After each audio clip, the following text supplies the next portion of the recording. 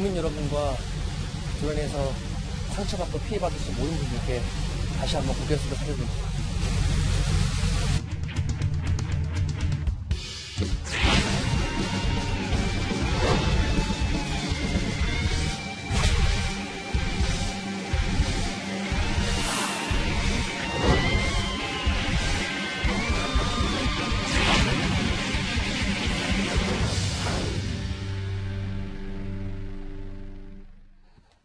네, 성관계 동영상을 불법으로 촬영하고 유포한 혐의로 기소된 가수 정준영 씨입니다. 어제 첫 재판이 있었는데요. 이 경찰 수사 단계에서는 혐의를 모두 부인한 것으로 알려졌었는데 장 교수님, 예. 어제 재판에서는 자기의 그 잘못도 인정을 하고 전혀 다른 지금까지와는 다른 태도를 보였어요. 일단은 재판장에 들어가기 전 모습부터 많은 분들이 어머 정준영이 할 만큼의 색다른 모습을 보였죠. 네. 그 네. 항상 조사받을 내내 긴 머리 유지하고 있었는데 머리도 상당히 짧게 자르고 나왔었고요. 의상도 검은색 수트를 일단은 착용한 모습, 일단은 보이는 모습도 상당히 새로운 모습을 보였는데 카메라에 얼굴을 거의 잡히지 않네요. 그러니까 고개를 숙이고 있는 게 아마 나름대로는 죄책감, 그러니까 죄송하다라는 의미로 아마 저렇게 하고 있다라고 해석하는 게 맞을 것 같습니다. 의상도 조금 더 예를 갖췄다라고. 걷는 모습이 참 여러 가지 생각을 들게 합니다. 본인이 아무튼 저 나왔는데 문제는 지금 앵커님 말씀하신 대로 경찰 조사 단계에서는 혐의를 모두 부인하지 않았습니까? 근데 이날은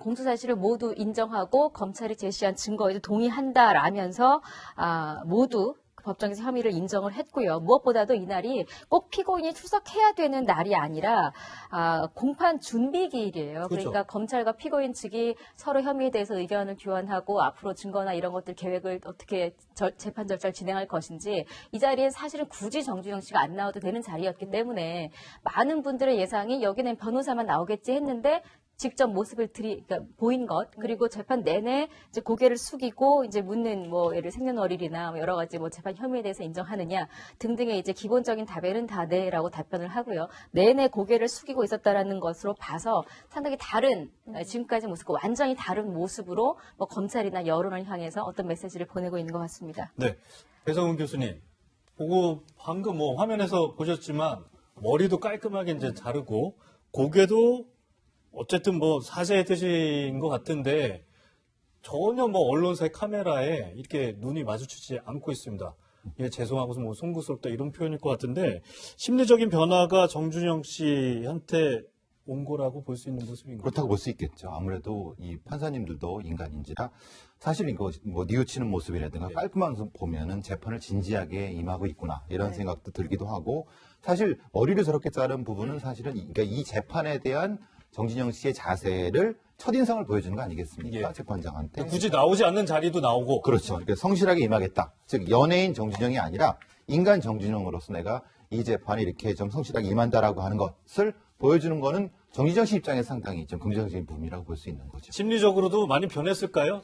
정말 진심으로? 글쎄 그건 모르겠습니다. 왜냐하면 근데 아마 그랬다고 하면은 조금이라도 이제 여러 가지 죄송하단 말이라도 했거나 아니면 언론사 카메라에 좀 눈을 맞추거나 그랬을 텐데 그 부분을 회피하는 거 보니까 조금 그 부분은 좀 소용치 않지만 그 부분은 이제 재판이 진행되면서 좀 변화가 될 수 있을 거라고 보여집니다. 네. 변호사님 보면 이제 프로파일러님 말씀하셨는데 겉모습으로 봐서는 굉장히 긍정적인 영향을 끼칠 수 있다고 했는데 일단은 혐의를 인정했잖아요. 네. 뭔가 앞으로의 재판에 있어서 전략적으로 좀 접근한 거 아닌가라는 생각도 해볼 수 있을 것 같아요. 그렇죠. 이제 공판 준비 절차에 나오지도 않아도 되는데 나왔다는 것은 이제까지 범죄 사실을 다 부인했잖아요. 네. 예. 그러면 인정할 바는 좀 빨리 인정을 해야겠다. 이제 그런 취지인 것 같고 일단 일반적으로 구속된 피고인은 공판 준비 절차에 대부분 나옵니다. 특히 자백을 하는 경우에서는 나와서 뭔가 성실한 모습을 보여주는 게 굉장히 중요하다고 보고요. 예. 그리고 그냥 본인 입장에서 보면 어떤 동영상, 몰래 카메라 그런 것들은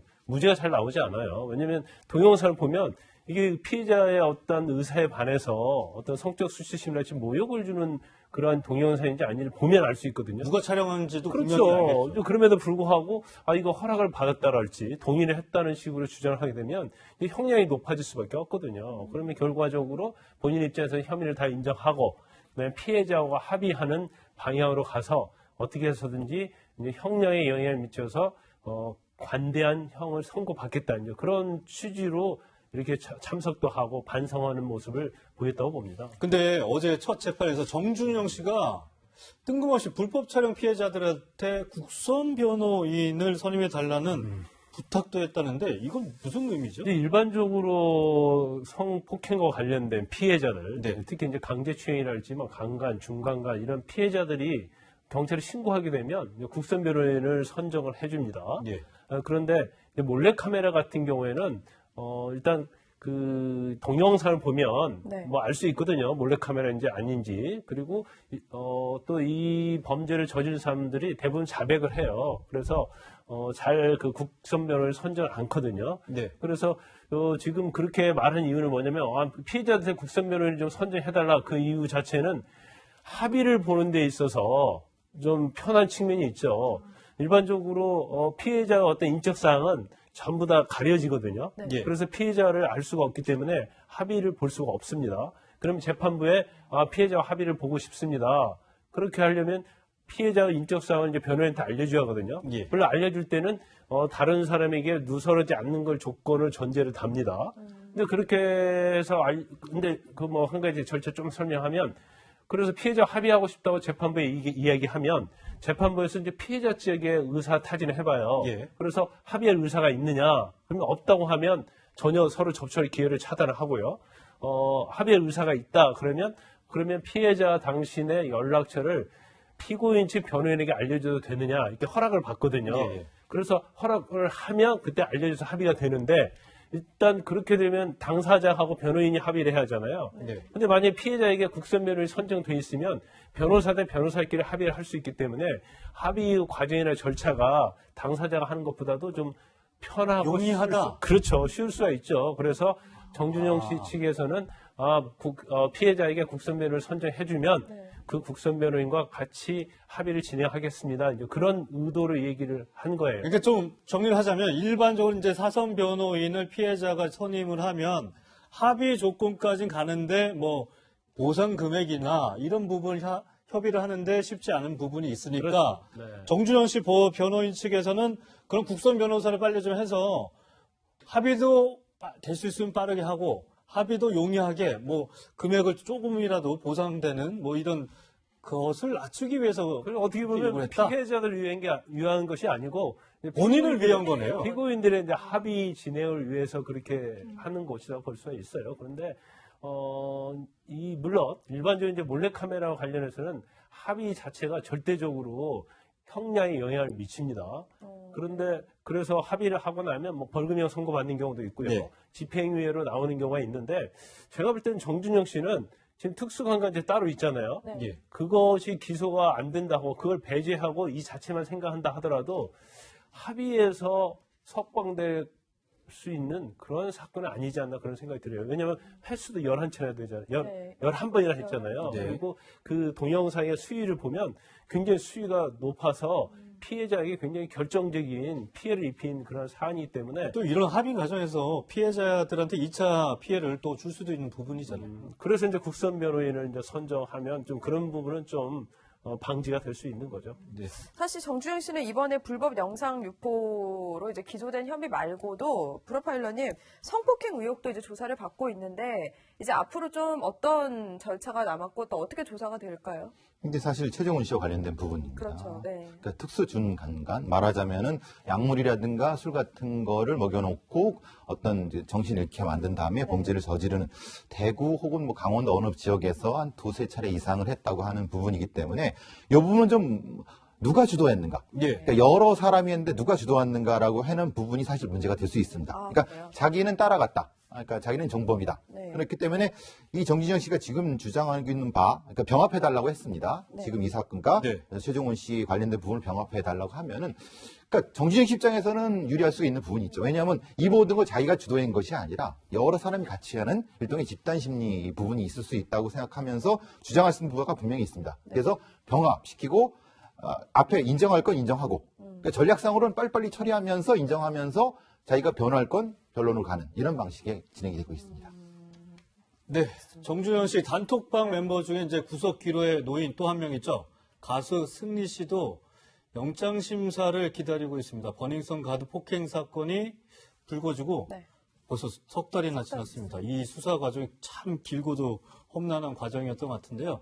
승리 씨가 첫 경찰 조사를 받으러 왔던 당시 모습 한번 보시죠. 이번 논란과 수많은 의혹들로 많은 분들께 신력 끼쳐드리고 많은 분들을 화나게 하고 많은 분들께 실망 끼쳐드렸습니다. 경찰 조사 받은 심정 한마디 해주시죠.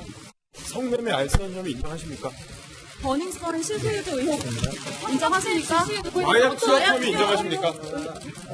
승리 씨 군대 언제 하십니까? 그만하시죠. 네, 사실 경찰 조사를 받고 나온 승리 씨의 모습이 석 달 전이지만 저 때도 별로 좋지는 않았어요. 이제 구속영장까지 청구가 된 상황인데 수사도 너무 오래 걸리고 구속영장은 과연 발부가 될까요? 일단 이제 범행을 본인이 부인하고 있어요. 그리고 지금 범죄 사실을 보면 이제 성매매 알선.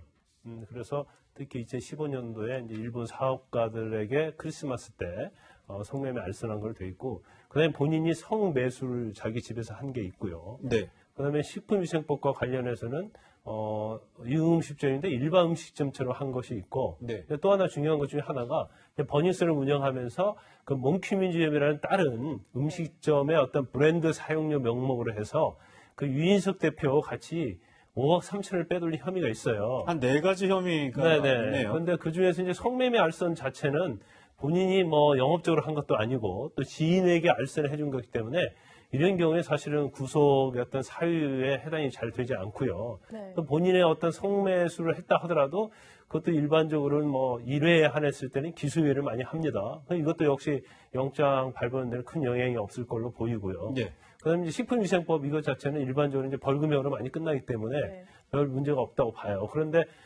일단 뭐 업무상 횡령과 관련된 금액이 이제 5억이 넘거든요.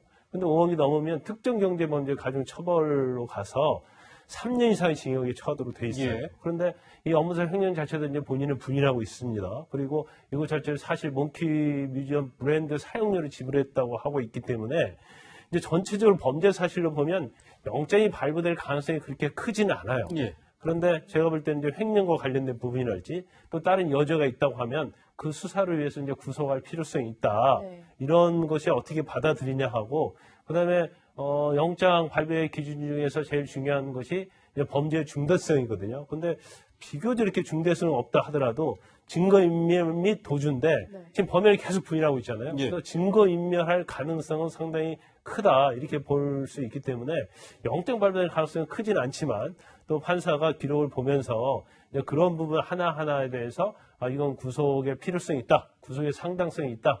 그러면 이제 영장이 발부될 수 있는 거죠.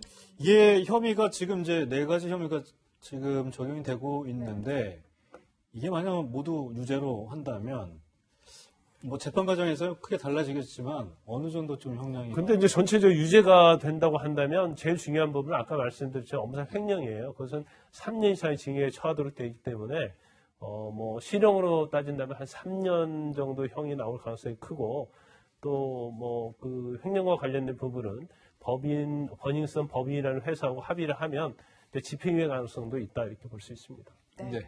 알겠습니다. 자, 문제의 단체 대화방 멤버였습니다. 이 가수 전준영 씨에 이어서 최종훈 씨도 구속이 됐잖아요. 네, 그렇습니다. 그 모습을 잠시 보고 이야기 이어가겠습니다. 영장심사에서 어떤 부분 소명하셨습니까? 피해자들한테 하고 싶은 말 없으십니까? 죄송합니다. 성폭행 혐의 인정하십니까? 피해자들한테 하고 싶은 말 없습니까? 말씀하고 한마디 부탁드립니다. 죄송합니다. 네, 장희영 교수님. 사실 뭐 굉장히 최종훈 씨도 모습이 많이 달라진 것 같긴 해요. 그런데 아직도 뭐 크게 이 뭐라고 해야 될까요? 그런 감정 이런 걸 좀 읽을 수가 없는 부분이 있는 것 같은데요. 예.